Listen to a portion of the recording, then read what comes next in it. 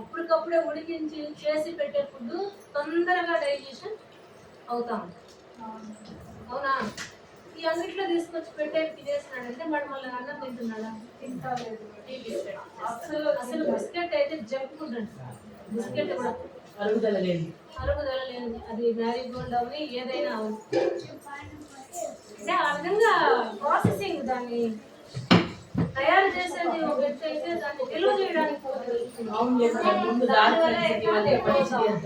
ఇప్పుడు ఇంకోటి చెప్తాను. ఈ లేసులు, ఈ బిస్కెట్లు ఇవన్నీ వాళ్ళకి ఇస్తున్నాం.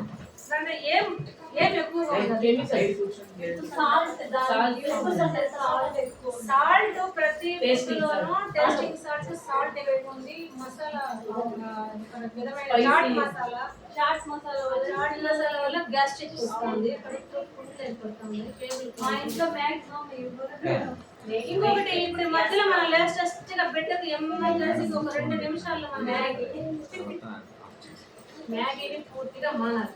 ఒకవేళ వాళ్ళు సేమియాలు ఇష్టపడుతున్నారు అనుకో, మనం ఆ సేమియాలు ఏ విధంగా చేసి పెట్టాలి? ఓకే, పాయసం, బియ్యం పిండి. ఇప్పుడు ఇదంతా మన దీని మీద అవగాహన వస్తుంది. బాగా ఒక 5 కేజీల బియ్యం కడిగి చేసేసి బియ్యం పిండి పట్టుకొచ్చి పెట్టుకునేస్తాం. స్టోరేజ్ ఒకరోజు వేడి నీళ్ళు కలిపేసి సేమియాలు చేయొచ్చు. అదేమంటాము చికెన్ ఇడియాపు అంటాము. ఆ సేమియాలే చేసి ఉడికిన తర్వాత పాలల్లో కూడా వేస్తే పాలల్లో తినచ్చు. లేదు ఇదే సేమియాలో ఒక గుడ్డు పట్టు పోసి ఫ్రై చేసి సేమియాలు వేసి కలిపి పెట్టచ్చు. మనకి ఇప్పుడు మ్యాగీ మా ఇంట్లో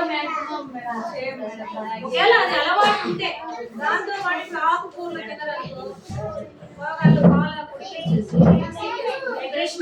పిండిలో కలిపి